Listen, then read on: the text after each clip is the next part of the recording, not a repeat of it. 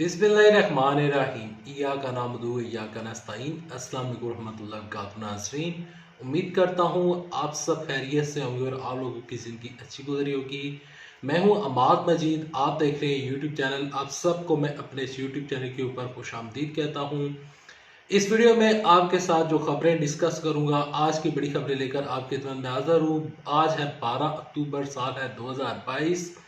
आसफ जरदारी की तायात नाअहली, इस खबर की तफसीलात क्या है, आसफ जरदारी को और हुकूमत को किस तरह लेने के देने पड़ चुके हैं, और इसके अलावा इस्लामाबाद हाई कोर्ट का बड़ा फैसला, इमरान खान साहब की दरखास्त, जो उन्होंने जमानत की दरखास्त जमा करवाई थी, बाकायदा तौर पर जो उनके ऊपर एक नया केस खुला ममनुआ फंडिंग का, जो कि इमरान साहब के ऊपर ममनुआ फंडिंग का केस खुला। और यहाँ पर इमरान साहब ने जो हिफाजती ज़मानत की दरख्वास्त इस्लामाबाद हाई कोर्ट में जमा करवाई थी, उस दरख्वास्त के ऊपर इस्लामाबाद हाई कोर्ट की जानिब से क्या फैसला आया, हुकूमत किस तरह ख़त्म होने जा रही है, लॉन्ग मार्च से पहले इमरान साहब की क्या बड़ी कामयाबी इमरान साहब को मिल चुकी है, आगे चलकर डिस्कस करता हूँ। लेकिन उसको डिस्कस करने से पहले, आगे बढ़ने से पहले, आप सबसे एक छोटी सी गुजारिश है कि इस वीडियो को लाइक कीजिएगा, चैनल को सब्सक्राइब कीजिएगा, साथ लगे नोटिफिकेशन बटन दबाइएगा ताकि जो आने वाले वीडियोस हैं आप उनको मिस न कर सकें। सबसे पहले बढ़ते हैं आसफ अली जरदारी की खबर की जानिब। देखिए, इमरान खान साहब के ऊपर एक तोशा खाना का केस बनाया गया। इमरान साहब के ऊपर एक केस बनाया गया कि इमरान साहब ने गड़ी बेची और वो पैसे इमरान साहब कहाँ गए। 20 करोड़ रुपए की इमरान साहब की गड़ी थी, जो कि तोशा खाना की थी, जो कि हमारे जो दूसरे ममालिक है, हमारे जो हमारे दोस्त ममालिक है, तो जब हमें वो को गिफ्ट देते हैं तो वो गिफ्ट हम बेच नहीं सकते, हम वो गिफ्ट अपनी ज़ात के ऊपर इस्तेमाल नहीं कर सकते। लेकिन इमरान साहब ने 50% रकम अदा करके उस घड़ी को बेचा था, और बकौल इमरान खान साहब के कि उन्होंने वो घड़ी के जो पैसे थे वो उन्होंने अपने घर के पास कोई रोड बना दी। उसके ऊपर तहकीकात हो रही हैं, अभी तक कोई अतमी फैसला सामने नहीं आया कि इमरान खान साहब ने वो पैसे खाए भी हैं, नहीं खाए हैं, क्या मामलात हैं, ये अदालतों ने डिसाइड करना है। लेकिन एक नया केस खुल चुका है आसफ अली जरदारी के ऊपर। यहाँ पर आप स्क्रीन शॉट भी से देख सकते हैं अपनी स्क्रीन के ऊपर।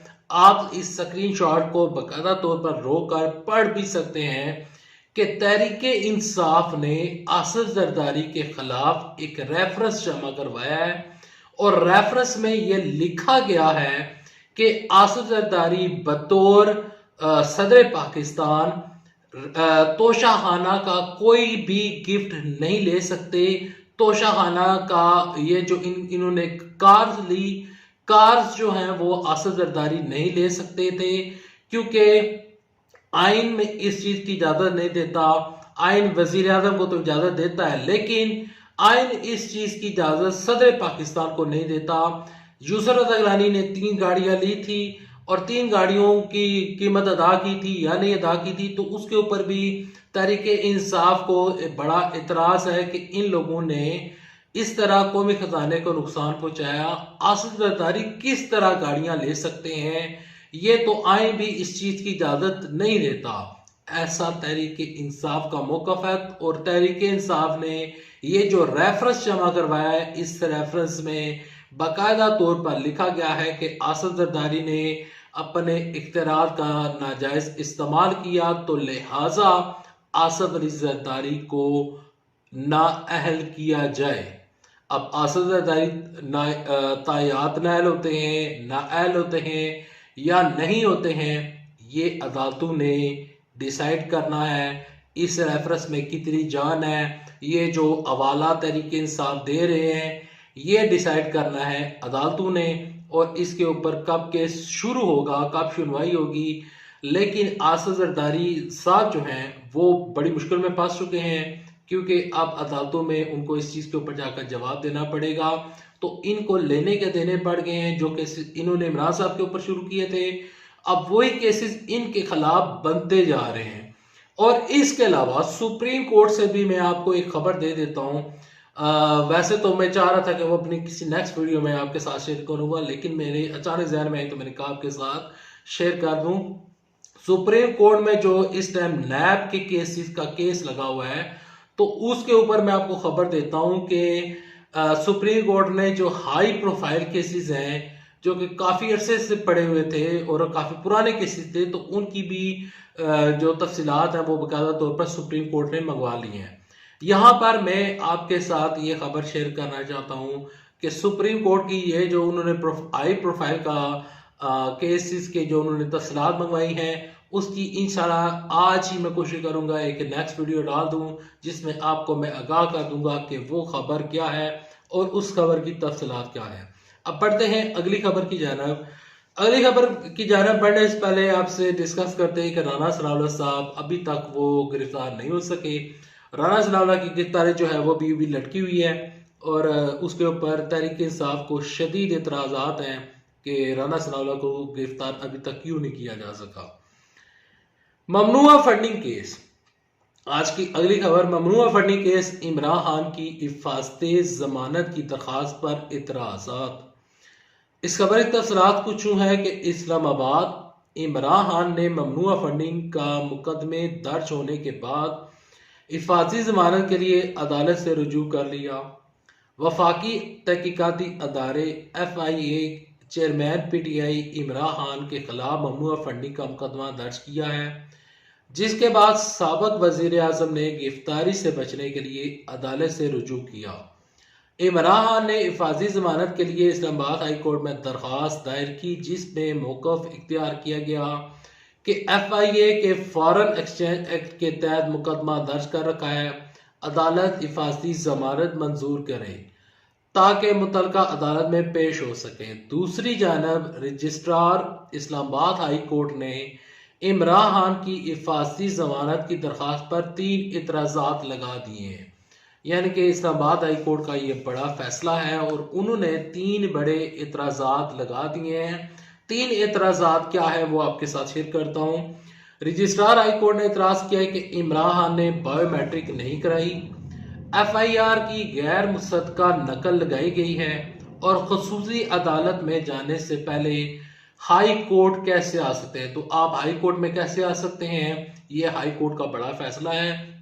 आप जो खसूसी अदालत है जो कि इस केस को देखेगी, पहले आप वहां पर रुजू करें, बायोमेट्रिक लगाए और जो FIR है बाकायदा तौर पर उसकी जो तस्दीक शुदा कापी है वो आप हमारे यानी कि तमाम तरह जो कवायफ है वो यहाँ पर लगाए जाएं, तो फिर आपको आप उस अदालत से रुजू करें, तो फिर आपको वो अदालत जमानत देती है, हिफाजती जमानत मंजूर करती है। ये उस अदालत का काम है। इमरान खान साहब पर इल्ज़ाम क्या है वो मैं थोड़ा सा आपके साथ शेयर कर देता हूँ। FIR में अबराज ग्रुप के अकाउंट से $21 लाख की रकम की मुंतकिली का जिक्र है और मुकदमे में सरदार अजहर तारिक शफी और यूनस आमर कैनी भी नामजद है। FIR के मतन के मुताबिक अबराज ग्रुप ने तहरीक इंसाफ के अकाउंट में पैसे भेजे। ये पैसे ए पब्लिक की जना ऑडियो पर बाकायदा तौर पर अबराज में भेजे गए थे। FIR के मतन में कहा गया है कि तहरीक इंसाफ ने आरफ नकवी का बयान हल्फी इलेक्शन कमीशन में जमा करवाया, ताहम आरफ नकवी का इलेक्शन कमीशन में जमा कराया गया बयान हल्फी झूठा और जाली है। ये इस FIR में लिखा हुआ है। इस्लामाबाद हाई कोर्ट का बड़ा फैसला ये है कि उन्होंने इस दरखास्त पर 3 एतराज़ात लगा दिए हैं और यहाँ पर इस्लामाबाद हाई कोर्ट में इमरान खान साहब के ऊपर एक और भी केस चल रहा था। इमरान साहब ने एक और दरखास्त जमा करवाई थी और वो दरखास्त थी असद उमर की। असद उमर ने दरखास्त जमा करवाई थी कि दफ़ा 144 की, यानी कि दफ़ा 144 जो कि हुकूमत लगाना चाहती है, हम लॉन्ग मार्च करना चाहते हैं, लेकिन उसके ऊपर इस्लामाबाद हाई कोर्ट की जानब से बड़ा फैसला आया था कि दफ़ा 144 जो है उन्होंने तहरीक इंसाफ की वो भी दरख्वास्त जो थी वो मुस्तरद कर दी गई थी। जो ही इसकी अपडेट आती है, इमरान साहब को जमानत मिलती है या नहीं मिलती है, इंशाल्लाह वो आपके साथ नेक्स्ट वीडियो में डिस्कस कर दूंगा। हुकूमत जो है, हुकूमत के लिए मुश्किलात खड़ी हो चुकी हैं। यहाँ पर आसद जरदारी जो है वो किसी भी, यानी कि जो पीपल्स पार्टी है वो जब भी ये लोग जो है वो प्रेस कॉन्फ्रेंस करते हैं यानी कि जब भी इनकी जॉइंट प्रेस कॉन्फ्रेंस होती है तो वहाँ पर पीपल्स पार्टी नज़र नहीं आती। पीपल्स पार्टी वाले इलादा प्रेस कॉन्फ्रेंस करते हैं, शहबाज शरीफ इलादा प्रेस कॉन्फ्रेंस करते हैं। शहबाज शरीफ के ऊपर नवाज शरीफ साहब को एतबार नहीं है। मरियम नवाज शरीफ साहबा ने यह कहा था कि एसार डार के ऊपर मुझे एतबार है, लेकिन शहबाज शरीफ के ये जो कारकर्दगी है उससे मैं मुतासर नहीं हूँ। मुझे उनकी कारकर्दगी यानी कि वो मुझे ये मुतमिन नहीं कर पाए हैं। शहबाज शरीफ साहब जो हैं उनकी हुकूमत से मैं मुतमिन नहीं हूँ, लेकिन मैं एसार डार से मुतमिन हूँ। तो यहाँ पर अल्टीमेटली जो है वो हुकूमत ख़त्म होती हुई नज़र आ रही है, क्योंकि इन लोगों का अपने ही लोगों के ऊपर एतबार नहीं है। तो इससे ज़्यादा हुकूमत ख़त्म होने की क्या निशानी से बड़ी मैं आपको निशानी दूँ। देखें, हुकूमत बनाने के लिए आपस में इत्तेहाद होना, इत्तेफाक होना और हुकूमत को सही सिमत में लेकर जाना और आवाम को रिलीफ देना होता है। लेकिन इन लोगों ने अपने आप को रिलीफ दिया, जिसकी वजह से इन लोगों को मसाइल का सामना करना पड़ रहा है। अभी तकलीफ है, नेक्स्ट वीडियो तकलीफ दे ज़्यादा सबको अल्लाह हाफिज़। पाकिस्तान जिंदाबाद, अफवाज पाकिस्तान जिंदाबाद।